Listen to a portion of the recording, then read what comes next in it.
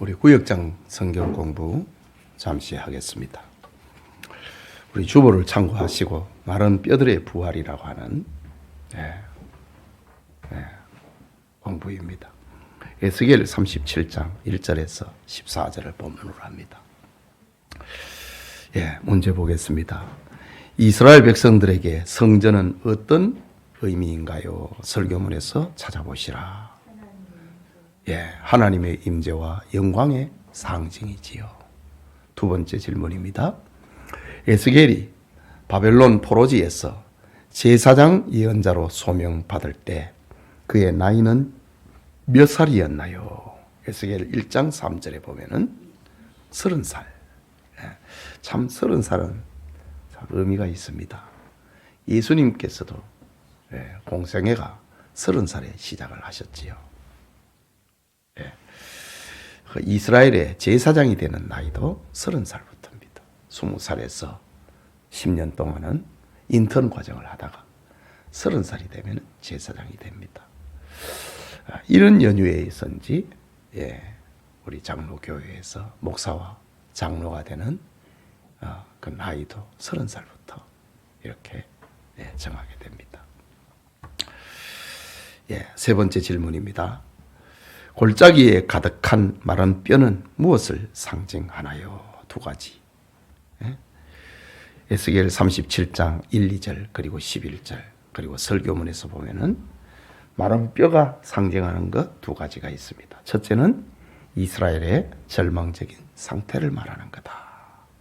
두 번째는 하나님을 알지 못하고 죄 가운데서 태어나 죄와 더불어 살아가는 인류를 말하는 거다. 그 상징성을 가지고 있으니까 역사적인 의미와 그 상징성이지요. 마른 뼈의 역사적인 의미는 바로 이스라엘의 절망적인 상태를 말하는 거고, 그것을 통하여서 알려주고 있는 상징적 의미는 하나님을 알지 못하고 죄 가운데 태어나 죄와 더불어 살아가는 인류를 말하고 있다. 자, 4번입니다. 이 뼈들이 능히 살 수 있겠느냐라는 하나님의 질문은 무엇을 계시하기 위함인가요? 37장 3절에 보면은 물어보고 있다 이거지요. 그것은 하나님의 능력으로 살아날 소망을 말하는 겁니다. 하나님의 물음 속에는 거기에 답이 있지요. 이게 살아나겠느냐? 에스겔에게 묻습니다.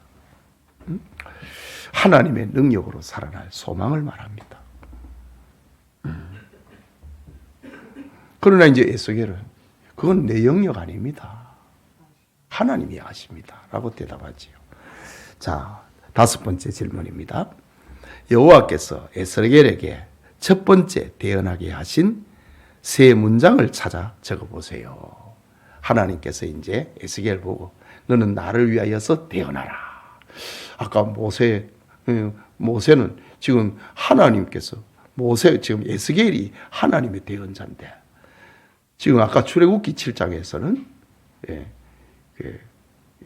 아론을 모세의 대언자로 쓰겠다.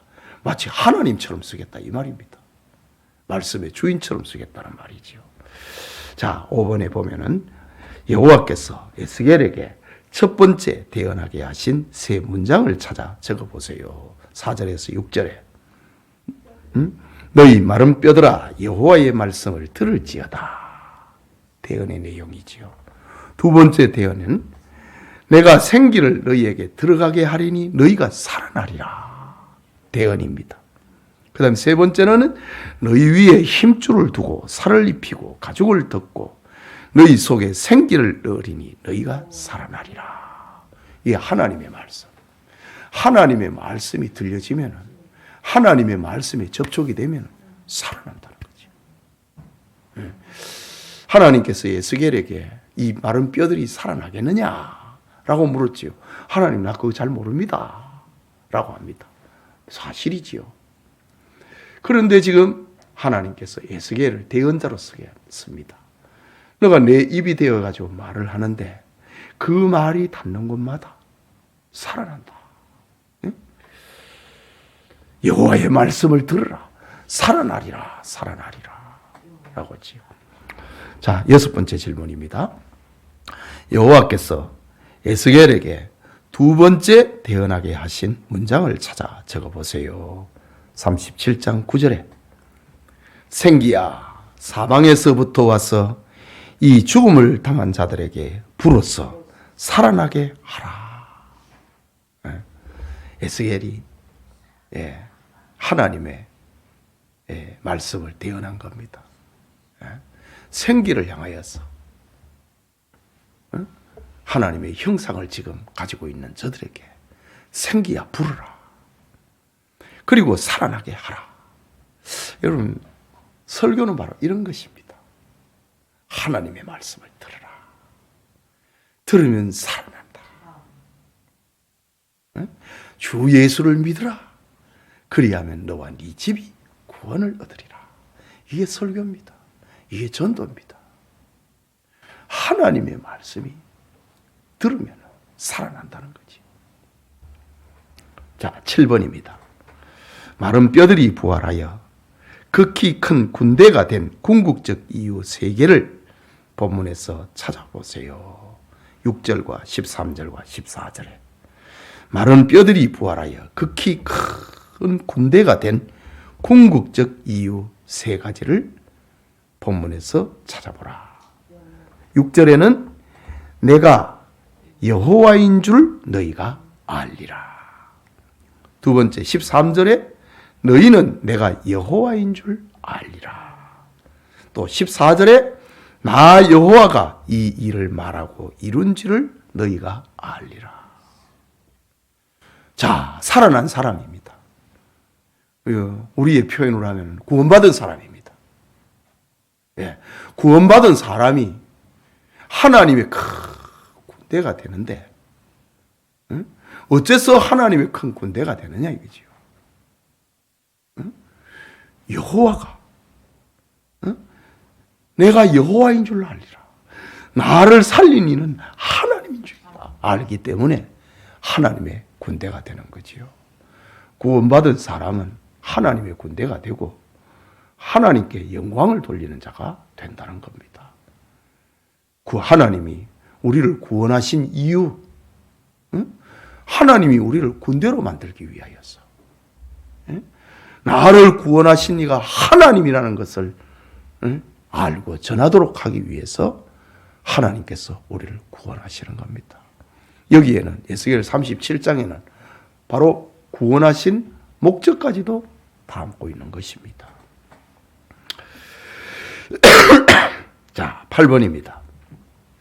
여호와께서 에스겔에게 반복적으로 대언하라고 말씀하심은 무엇을 요구하심인가요?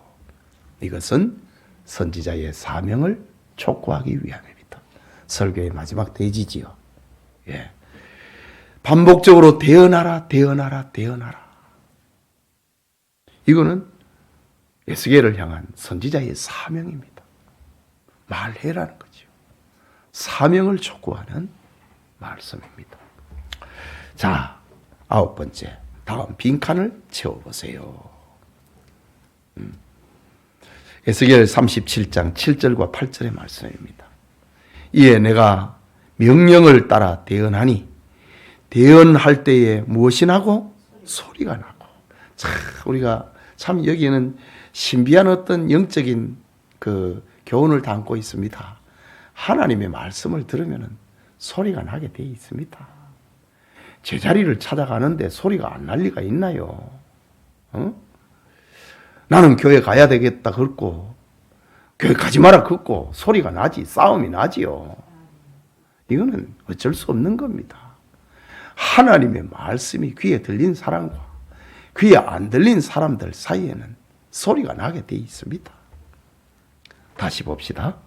이에 내가 명령을 따라 대언하니 대언할 때 무엇이 나고? 소리가 나고 또 그 다음에 무엇이 움직이며 이 뼈 저 뼈가 들이맞아 뼈들이 무엇이 되더라?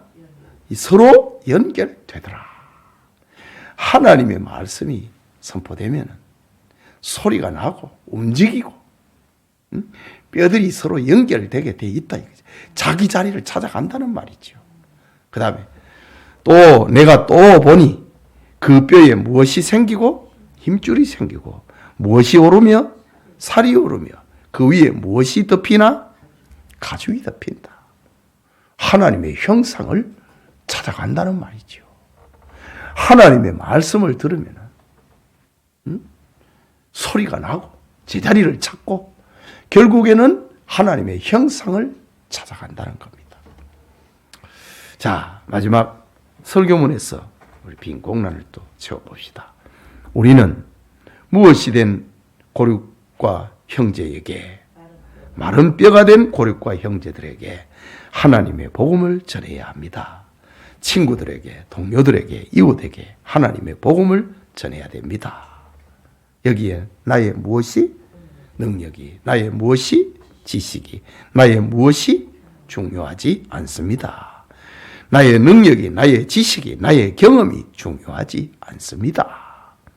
무엇이 임하면, 하나님의 복음이 임하면 그것이 살아날 것이기 때문입니다.